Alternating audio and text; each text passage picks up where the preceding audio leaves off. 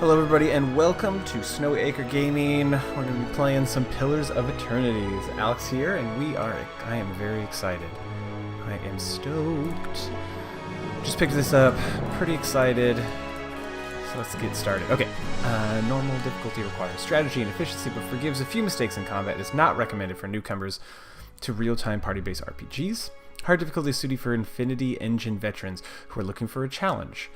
Survival requires micromanagement and optimization of stats through items, spells, and abilities. Ooh, that sounds like a lot of fun.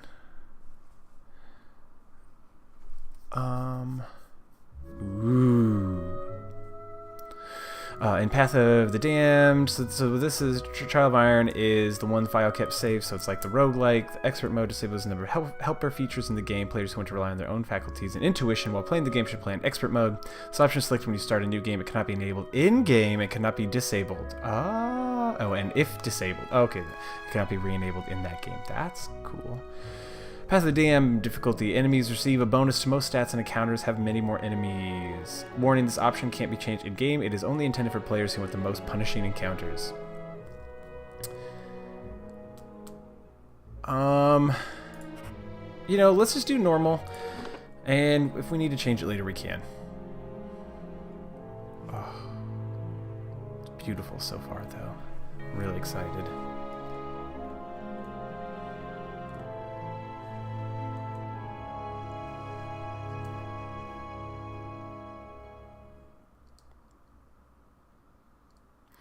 Pillars of Eternity has been made possible through the contributions of more than 77,000 fans. We at Obsidian wish to extend our gratitude for the opportunity, feedback, and support. Rode blindly for the path on a starless night, their master glancing ever upward to the skies for assurance that he is on the right course. A dim lantern, his only protection against the encroaching darkness. But the skies bring no comfort, shining no light, betraying no hint of what they know.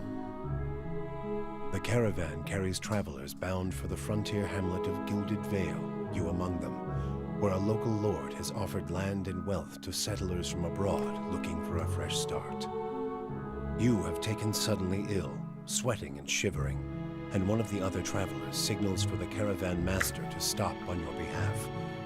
He pulls up just in time to avoid plowing into the trunk of a fallen tree that bars the way ahead. You will go no further tonight. I fucking love that shit. This is one of my favorite things in games.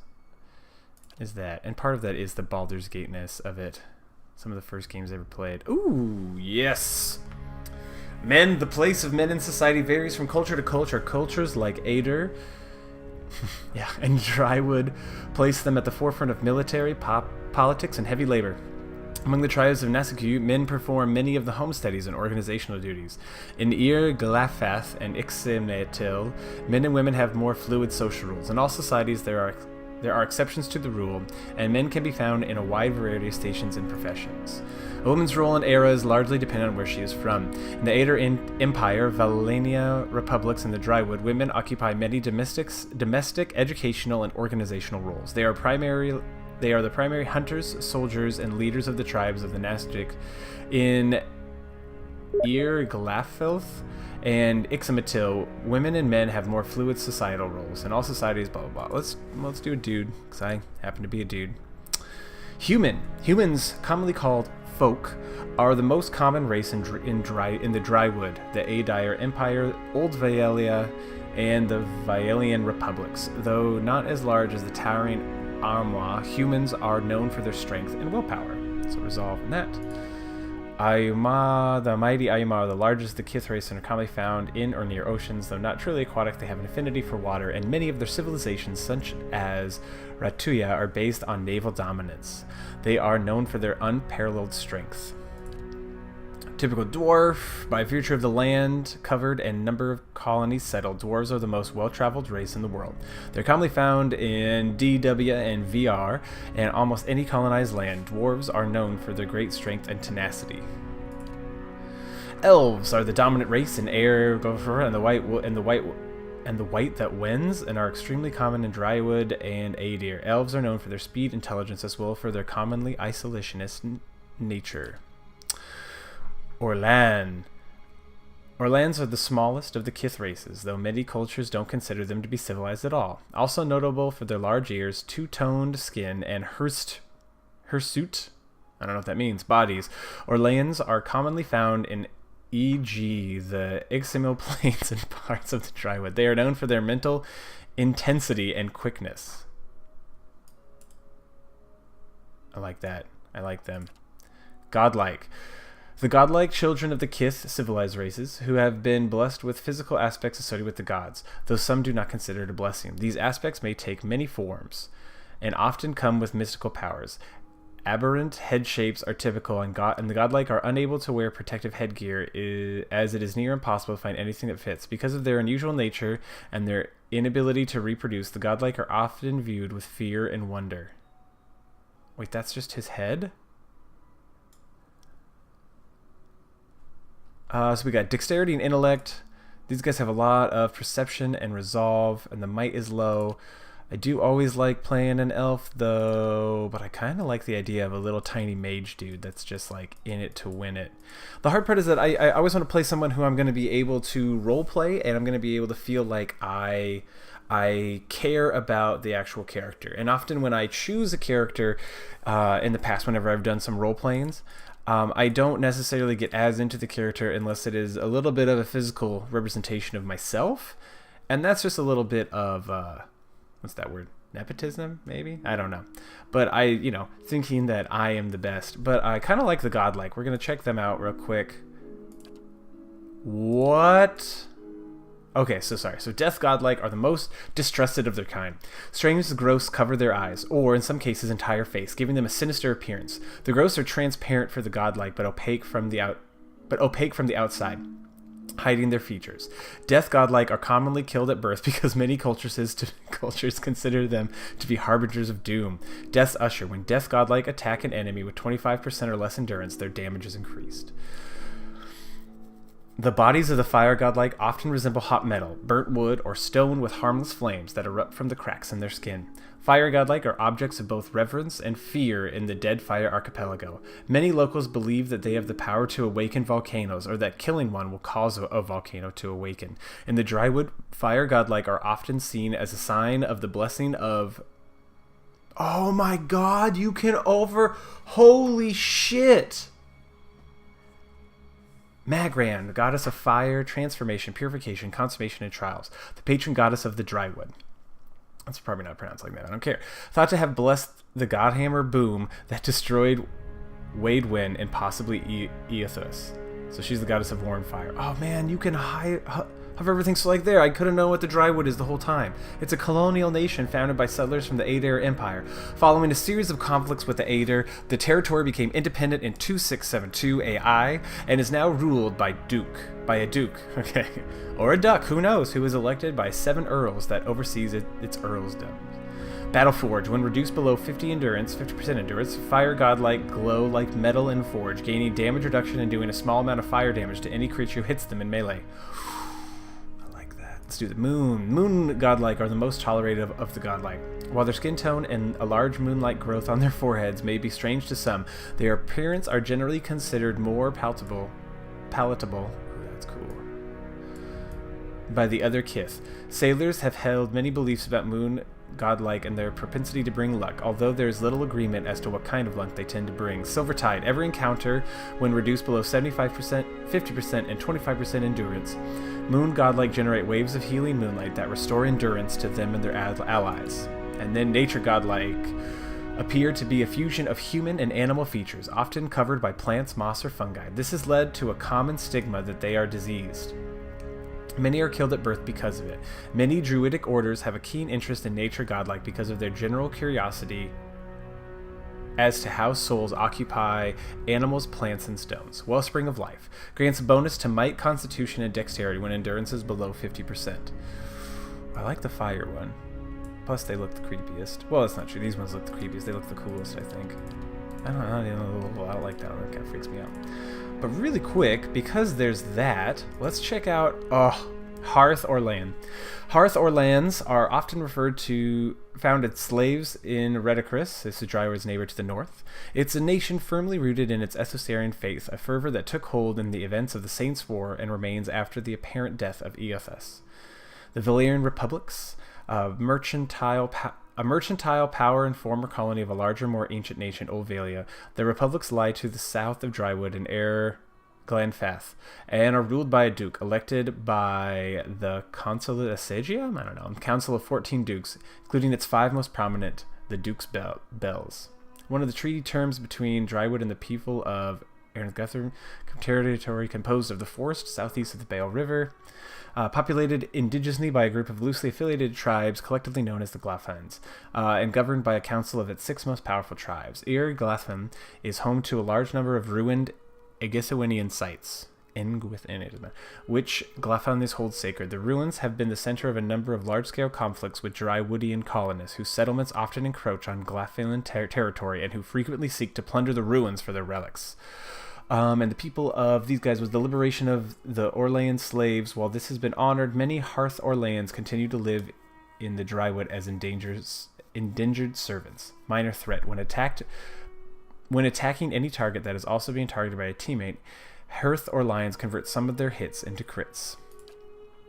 The wild ones, yes. Wild Orleans are the original, quote-unquote, Orleans who lived at the deepest forests and jungles between the tropics. While they have only been significantly separated from the Hearth Orleans for 1,000 years, a few genetic differences have appeared rapidly, most notably a lack of facial hair in the Hearth Orlean branch.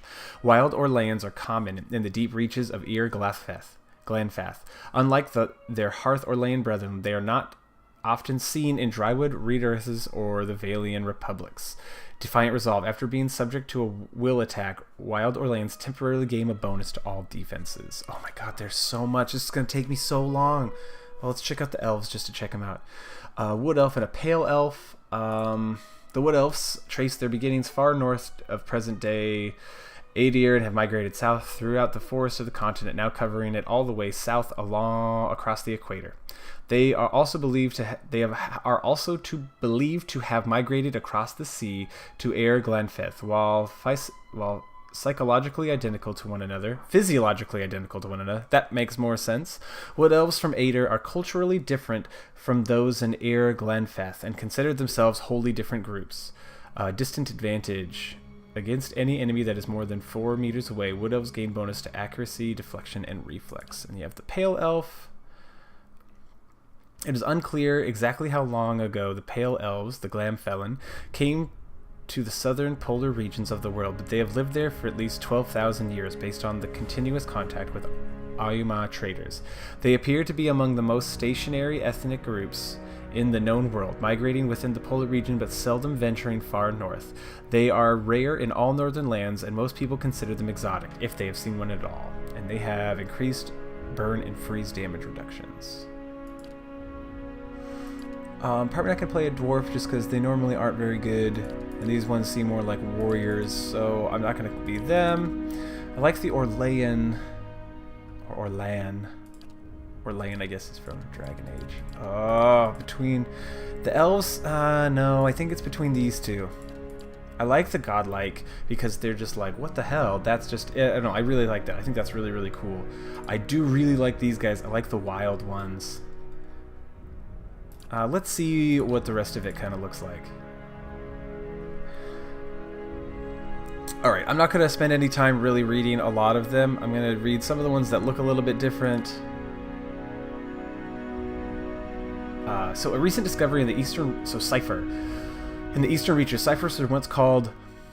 Let's do the other one. Let's do it. Brushalagwin, mine hunters by the Glenfathans. Ciphers have the ability to directly contact and manipulate another person's soul and psyche, using an ally's or enemy's essence as the focus for their magic. Though most ciphers are still found in the Eastern Reach, practitioners of the techniques have spread throughout the known world. They are gaining acceptance over time, but are generally distrusted, especially by the uneducated. Starting ability. Power. Ciphers can directly target allies and enemies with power soul-focused effects. These powers cost focus, through which the ciphers build and use through the use of their soul whip.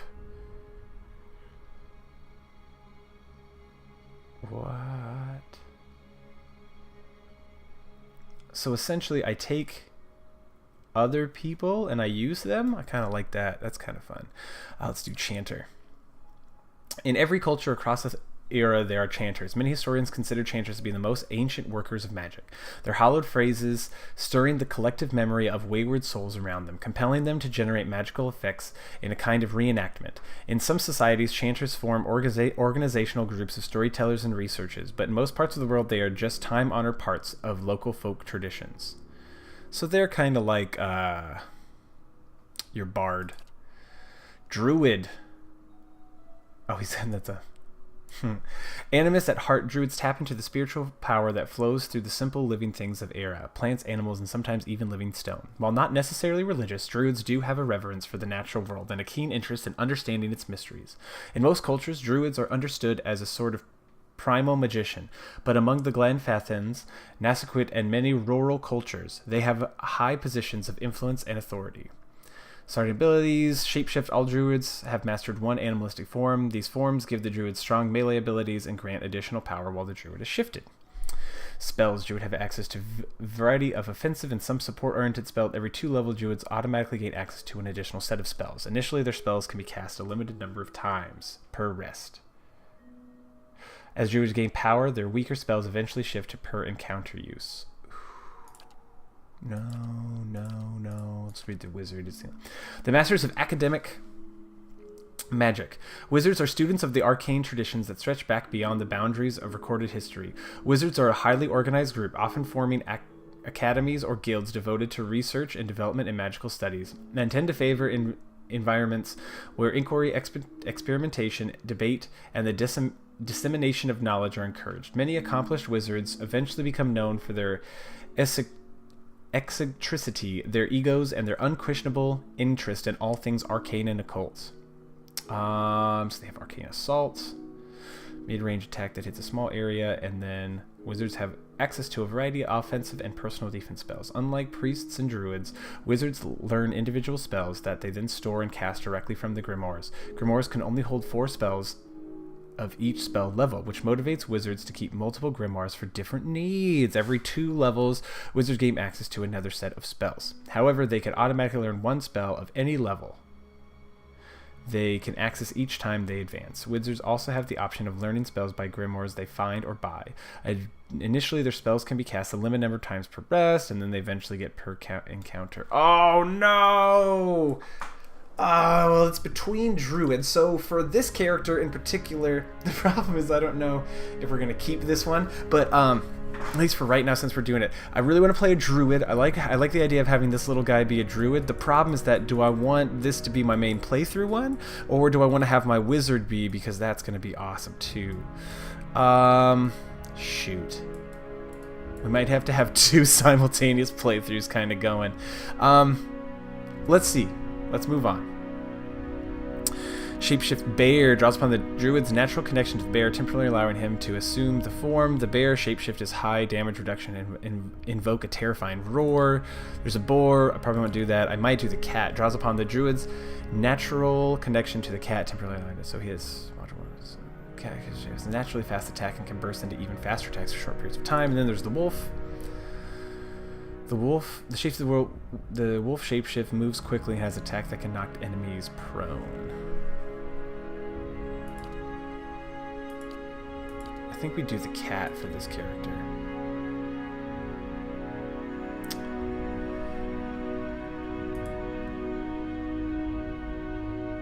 Okay, so we have...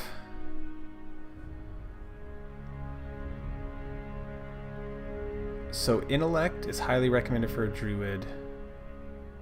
Perception is not, and that is why I wasn't Orlan, because I thought perception would be important. Perception represents the character's senses as well as their instinctive ability to pick up on details. In interactions, it can be used to catch someone in a lie or make an observant comment about their appearance or know something that happened in the background.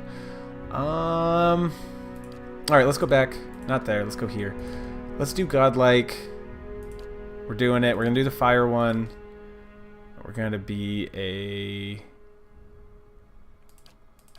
Oh, so I can be a little guy. Let's be a little slighter. Let's be an elf one. We're doing wizard. I feel like this is a cop-out. Oh, I feel so bad. But I feel like this is a cop-out, but I'm really, really excited about it. I don't care. And then we'll do... Oh, man. I like the new races that they come up with. There. I said it. I like them. It's one of my favorite things. We're doing it, and that's all there is to it. Oh, my God. There's so many things to read. Oh, did I miss something? It's just... Oh, spells. It just says the same thing it did before. Overwhelms anyone in the area with effect with a brilliant and bewildering pyrotechnic display, decreasing their will and leaving them dazed. Ooh, that's good. Chill fog does a chill thing. Oh, I don't actually want to select these. I just want to read them. Creates a glowing quarterstaff of pure energy for the wizard to wield, granting a bonus. Nope. Eldritch aim grants the caster otherworldly sight. Fan of flames. That's a given. Fleet feet. Empowers the target with a natural speed, increases their movement rate. We might have to get that. Ghost Blades. Calls a field of unearthly blades into existence, inflicting immediate pierce damage and a hobbled affliction on the targets in the affected area. Jolting Touch. It's pretty straightforward. Sunless Grasp. Freeze. Minor Missile. Summons 3 spell missiles that batter the target, inflicting crush damage. Slicken. Coats the ground with oil. Can I light the oil on fire like in the other one? Or like in Divinity? Surrounds the caster with a shield of spirit energy, granting an increased damage reduction and concentration bonus. Thrust of the Tatterveils. Quick strike of crushing force, dealing little damage but having a high chance to disrupt enemy spellcasters. And Wizard's Double.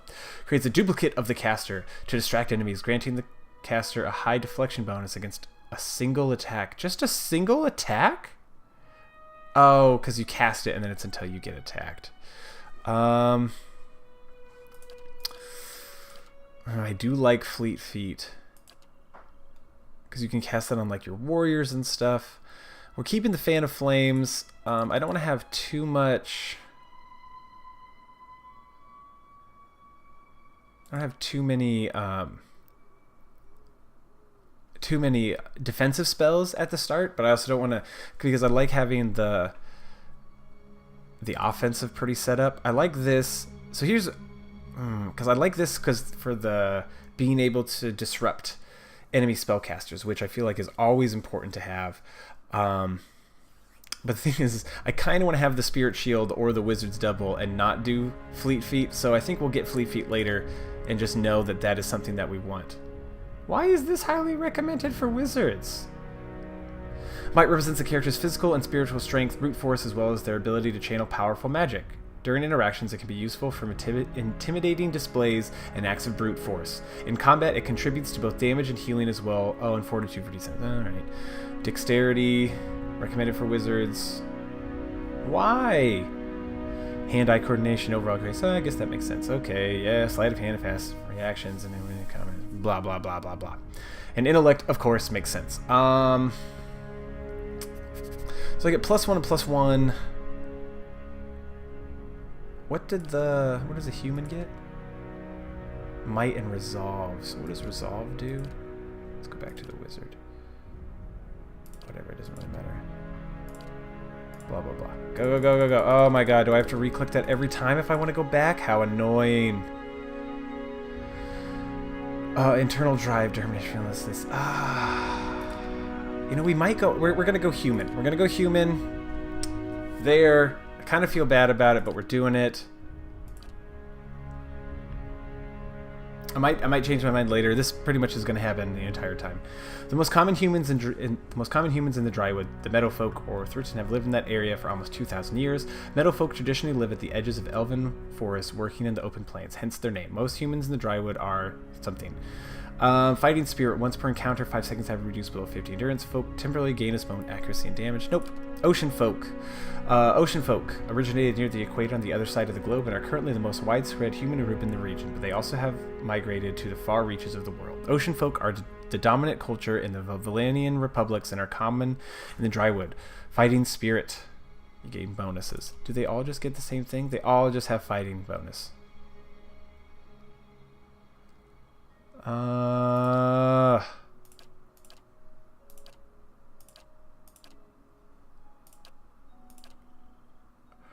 You guys get dexterity and perception. And that's dexterity and intellect. So that's the best one for doing that. So that is what we're going to do. And say screw it to everybody else.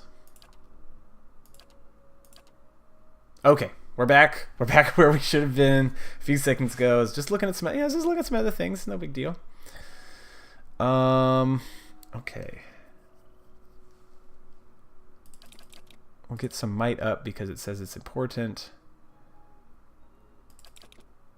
I don't see why though. It's just their ability to channel magic, so we'll do it. Okay, 19 is the highest you can go.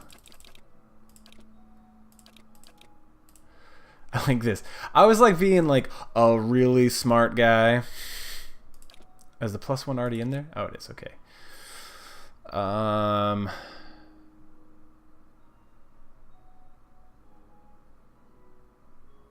We should probably do summon Constitution, I suppose. That way I'm not super duper weak.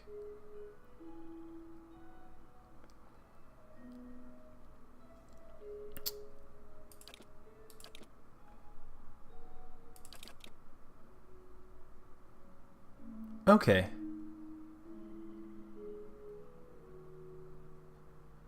Okay. I think that's okay. I never know how to build these characters. My perception sucks and my resolve is not very good. And that happens. Alright, let's do this. I guess. Oh, that's what that was. Okay. The AKER Empire is currently the largest, most powerful force in this part of the world. It is centered around the equator and has tropical climate, though the Empire has colonies in numerous areas of the world. Greater AKER is at its heart and houses the majority of human and elven nations. Deadfire Archipelago, consisting of the nation of Neskut, dozens of Amos settlements, and hundreds of... Oh, that gets rid of that, doesn't it? Well, so let's do this really quick. So this is dexterity, resolve... intellect, constitution, might, and perception.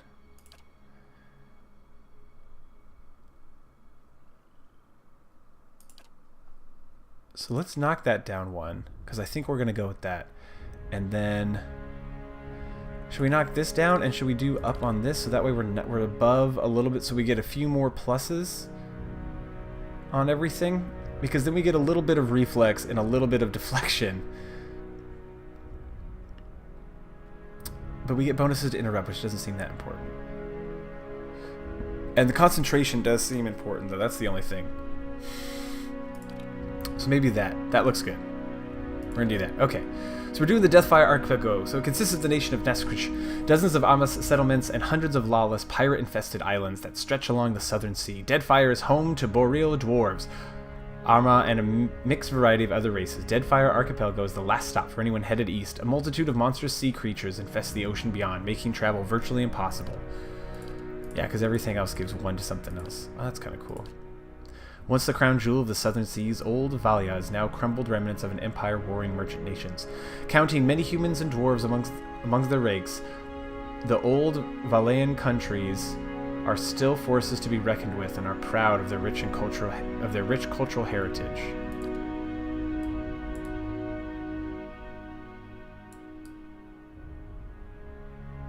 Badass looking. Oh my god, so many things. Deadfire Archipelago. Aristocrat. You've lived your life amongst the nobility. Your days have been marked by lavish meals and extravagant parties. Your conversations peppered with talk of pedigree and bloodlines. Explorer. You find the siren call of the horizon irresistible. You cannot help but wonder what lies beyond the next hill or wave. You've built your life around finding out. Laborer. Life is spent studying the art of your craft. You trained and prepared, hoping to hone your skills and ply your trade. Merchant, no. Slave, no. Drifter, maybe. You never quite fit in, no matter. No, because it's stealth. No, not that. Oh, that's not bad. I think we're gonna do Explorer, because that's why my guy's out. He's trying to figure out why he exists in the world. That's what he's looking for. That looks good.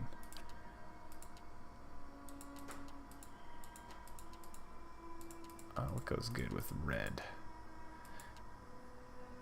Kind of like that. I kind of like doing black and red.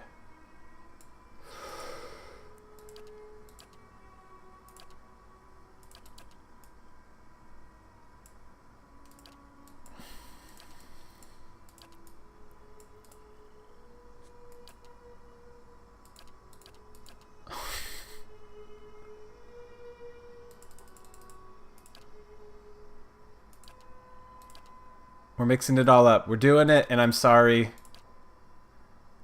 Sorry to anyone who's watching and just getting really, really pissed off.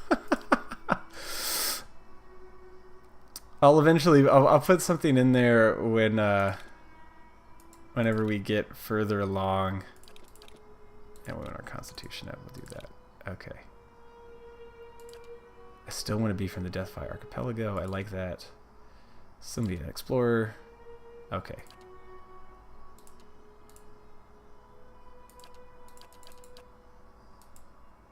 Oh no.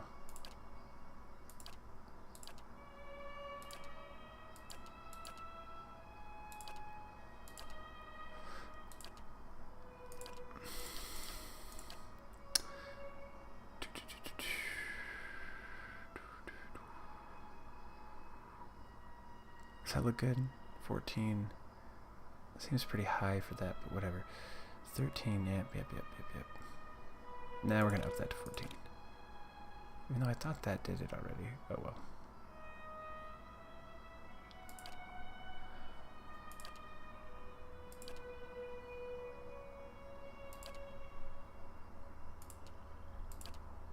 Oh, was that all I had to do? Oh, I don't have to redo that every single time. Okay. No, I want to be a whitey. Oh. No, I was right. I can't. Okay. What's the fan of folk?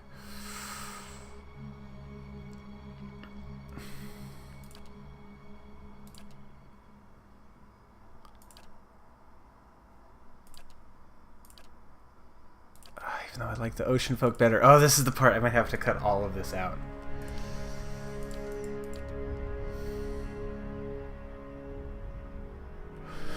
Folk, Nephilim, come originally from the south of the equator, with the exception of some groups that migrated north, have remained in the same location for over 10,000 years. The name of the letter means original, while quite common. No, that makes sense, because he's getting out to go exploring. That's what he's doing. That's who he is. It's part of his life. He wants to go and explore. He wants to know why, and what, and where.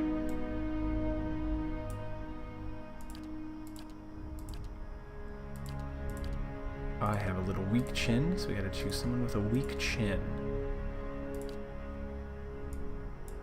Yeah, he looks pretty weak-chinned. Oh man, the hair choices in these games are always just so fucking weird. Do we just have, guess what, like barely any hair, if any? Enough to show off that I'm playing a blonde character.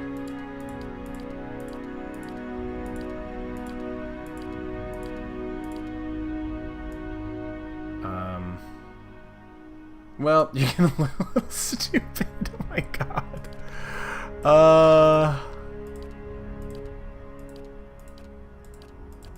Okay, there's nothing better.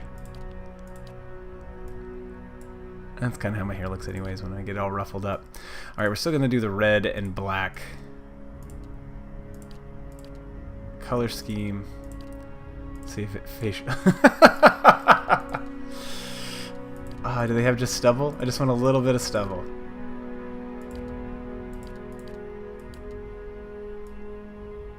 Nope, we're doing that. Screw it. That is fantastic. We need somebody who's blonde with some facial hair. And he looks wizardly.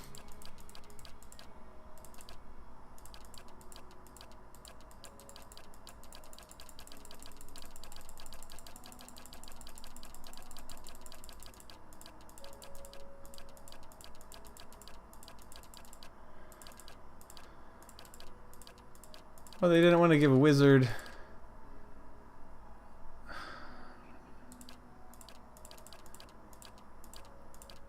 The only... So we have that. Or this. We'll just go with this. Yes. Leading the way. Yeah! Yes, I shall lead us. Yeah. Time to see and not be seen. Steady does it. Now I am the leader of the group. Leading the way. Let's keep quiet. Follow me. I've got this.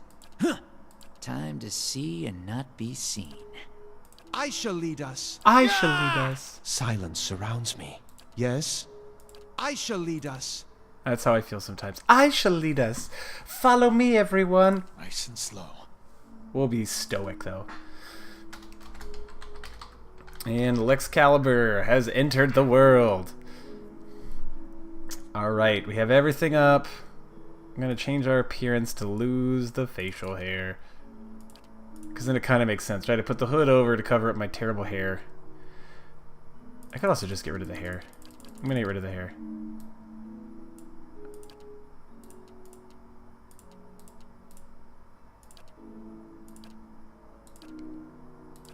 Alright. Oh, I'm so excited. Okay. New quest, the Gilded Veil. Journey to the Gilded Veil. Okay, so we have... about an hour ago, we're in a caravan. It had to come to a stop. Caravan Master Odema. The Caravan Master finishes addressing the group, his bushy red mustache and sagging jowls quivering as if for emphasis. Everybody stays close to the wagons, got it? Stay out of the woods, and beasts take you if you are planning a stroll through those ruins up there. He nods toward a looming black mass in the hillside. Whole area's crawling with hut-dwelling types who'd be happy to stick an axe in you for trespassing. So mind that you don't track mud on their sacred blazing rocks. Tonight, everybody stays put, and in the morning we'll get the path cleared. Gilded Vale's less than a day out. Understood? At last, the Caravan Master turns to you, frowning as he looks you over. Touch of the rumbling rot, could be. There's a stinging beetle round here carries it. You'll be fine once it passes your innards. Unless you don't drink water, of course. In which case you'll be dead in a day. Note to self. There's a berry grows in these parts, small and pink, called a springberry. About the size of a fingernail. Give you cramps if you eat it, but the frontiersmen make a tea from it. Calms the insides. Should get you through the night. You might check around, see if you can find some. Meanwhile, I'll see if we can scare you up some water. Thank you. I know you want to hunt before it gets much darker, but see about refilling our water first. Got a sick one here. Odem looks over his shoulder at his assistant, a lanky, intense man named Sparfell, who carries an old, sun-bleached bow. And he says his words. He nods in your direction. Sparfell nods and slides the worn bow over his shoulder. They don't got Adra where you come from? Well, it just grows up out of the ground like this. Goes deep like tree roots. Some of it all the way to the heart of the world, you believe the stories. Cool. It's more like a shell than a proper rock. Easier to work if you're a mason. Got all kinds of strange properties. Seems to have some kind of life of its own. Dies if it gets dug up. Loses its luster. Folks think it probably grew at one point or another, but not these days. The soul butchers in Defiance Bay use it for different things. I've heard tell it can hold a man's soul, but I don't care to see it. Got enough to worry about without seeing something like that. So cool. What are those ruins? Nothing you won't see on half the hills of Air Glonfoth. Money to be made selling their knickknacks in Defiance Bay if you don't mind getting stuck with Glonfoth and arrows now and again. They didn't build them, but I'll be the effigy if they don't watch them like a mother bear. Of course, all the ones around here have been ransacked 10 times over. Got nothing left worth half a pawn, so I hear.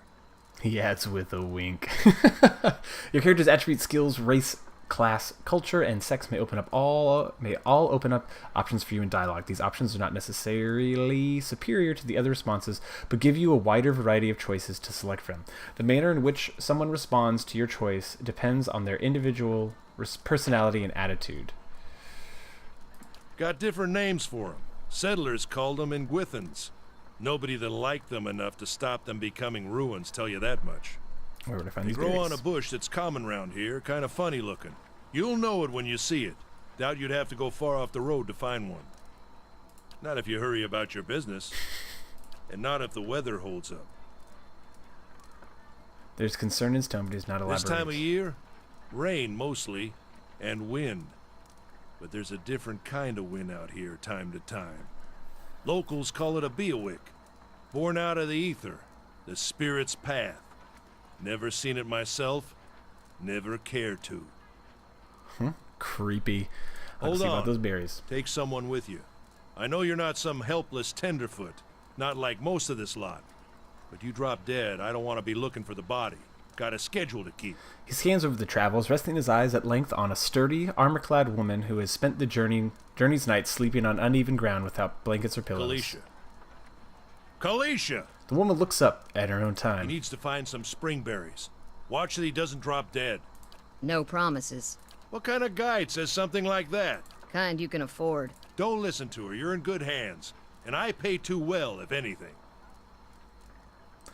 Adima chuckles and shakes his head and looks at you. Oh, I love how they're doing that. Off with you. Hayadin should have supplies. See that you're equipped before you head out.